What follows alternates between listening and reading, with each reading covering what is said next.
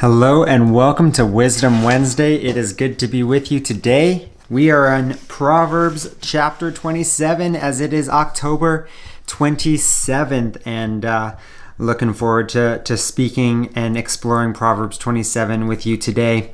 There's some good stuff here again in the book of Proverbs. Why don't you read through chapter 27 by yourself, perhaps even after this video, and get a bit of a grasp for it yourself. We're going to highlight a couple of things really right off the hop. We're going to be in verse 2. We're going to be also looking at verse 21. We're going to be looking at some sections and highlighting verse 12. Verse 12 is going to be a good one here for us today, friends. So how about we get into this? Chapter 27, verse 2. It says, "Let another praise you, and not your own mouth, a stranger, and not your own lips." And this is a really basic concept that basically, why prop yourself up? Why boast for yourself? Don't do it. It sounds foolish. It sounds prideful when we boast about ourselves. I heard this great quote from an elite level athlete, and he said, if you have something worth boasting about, others will do it for you. And we see this mildly echoed here in the book of Proverbs, where it says, don't just speak really highly of yourself. But live in a way that enables and allows others to speak those words about you.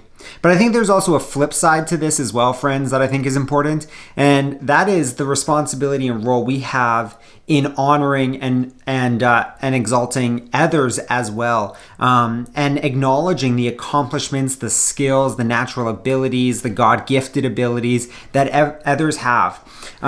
Consider a time where someone has paid you a compliment, and not a compliment based on your looks or your strength or something physical about you, but like a deep leveled compliment, like, hey, I think that your ability to to perceive what is happening and deal with the actionable steps to see the results that you want is really impressive. And those things, when you acknowledge or when someone acknowledges that within you, it actually is really encouraging and it builds people up. We read in 1 Corinthians chapter 8, verse 1, it says that knowledge puffs up, but love builds up. And so when we lovingly acknowledge the successes and the goodness in others, it is actually a really good thing.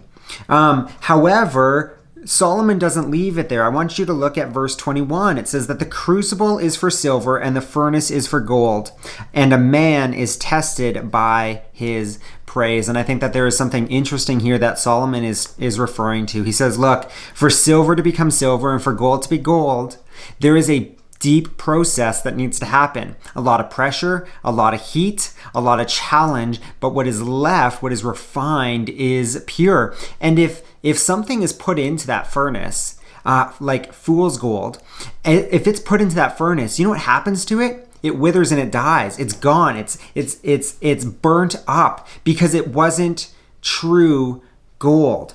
But Solomon says that a man is tested, or a person is tested by the praise they receive. And so what we see here is kind of this litmus test or this challenge that says, what's your response when you receive praise? Do you allow it to go to your head and get this big ego? Do you store it up in your heart and become very prideful and think, I'm the greatest human that's ever lived?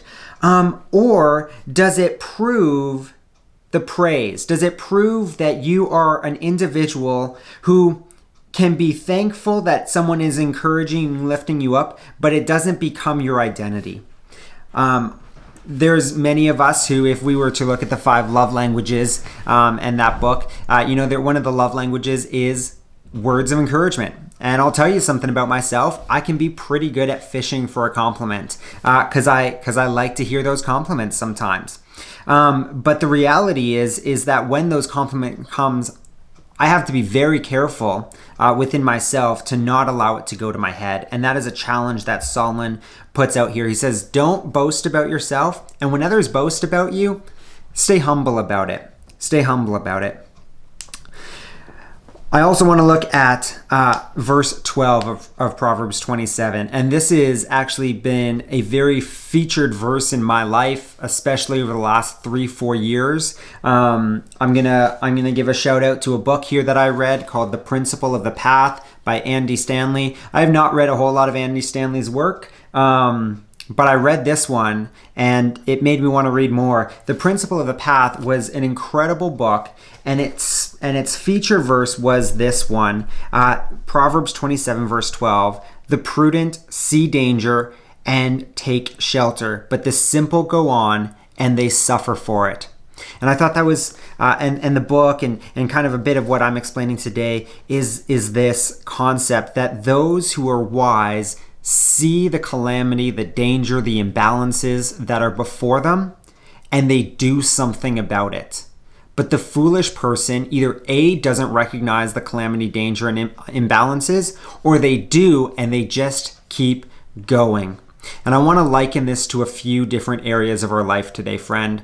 One of them being burnout. I don't know if you've experienced burnout. There's been, I would say, low levels of burnout that I've experienced, maybe even moderate levels in other capacities. But I've needed to learn and have good friends around me to help me recognize when I'm on the verge of burning out, when I'm doing too much. For me, one of those things is if I find myself eating a lot of sugar, and therefore not sleeping at night. And those two things combined, I know I have the potential to be burning out very soon. And so for me, when I see that and recognize it in myself, or my wife recognizes it, she calls it out in me. And because of that, I've learned to take shelter. Taking shelter is simply to pursue Jesus in how I do that. And so I go through periods of abstaining from particular types of food that I might ask and seek God's guidance and wisdom in not experiencing the burnout, and also wisdom in how not to get there next time. We can also see, and I know that because there's been times where I've been foolish and I've just pushed on and eaten the chocolate bars, drank the Coke, Coca-Cola or the Pepsi, and stayed up all night trying to be productive, and then I just crash and burn. There's other areas of our lives where we see, in terms of relationships, where we might see imbalances in the relationships that we hold with people.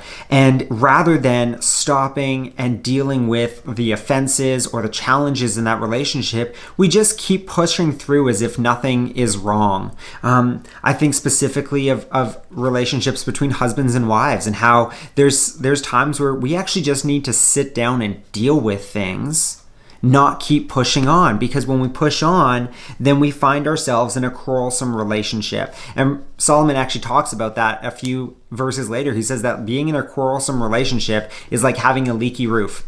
It's super annoying. Just deal with it. Put out the pot and pan, deal with the immediate drips, and then get up on the roof and fix what's going on. Deal with the imbalance in those relationships, in your burnout. Friend, this is also true of finances, and how when we can look forward and understand what is coming, but also take stock of what we have today. And this is an important thing, to take stock of what you have. There's this verse, there is the prudent see danger and they take shelter, they do something about it, but the simple go on and suffer for it. So many people that I know don't know how much money they spend in a month. They have no idea, no concept of it. And to be honest, I was one of them not too long ago. And I want to challenge you to sit down and go through how much money you spend in a month. Because, and this is why, because at the end of your spreadsheet that you make with your income and your expenses and your miscellaneous things, you will either have a positive number or a negative number. And this is where this verse comes in key. If you have a negative number, I want you to take note and do something about it, because that is a coming disaster. That means every month you are losing money. And eventually you will have no money, or you're already there. And so there is this challenge that Solomon says. He says, if when you see the danger, you got to do something about it. Don't just keep going as if it's going to be okay. Well, maybe next month I'll win the lottery and then I can continue to lose this $200-300 a month and I'll be fine for the rest of my life. Don't bank on the lottery. Do something about it. Be diligent. Listen to what he says. He says, know well the conditions of your flock. This is in verse 23. Know well the condition of your flock. Where are you right now? What do you presently have? How are you doing mentally? How are you doing in burnout? How are your relationships? How are your finances? Know what your condition of the flock is and give attention to your herd. That means if something is off, give attention to it. Begin to work on it. Why? Because the flock or the riches doesn't last forever. What Solomon is saying, he says, if you don't know the condition you are presently in, emotionally, financially, spiritually, physically, and you therefore aren't able to give attention, what you have will eventually be gone. And I think that is a really significant challenge and thing to think about. Friend, this video went slightly longer than they usually do. I think we're at like the 12-minute mark instead of the 10. Bad job, Matt.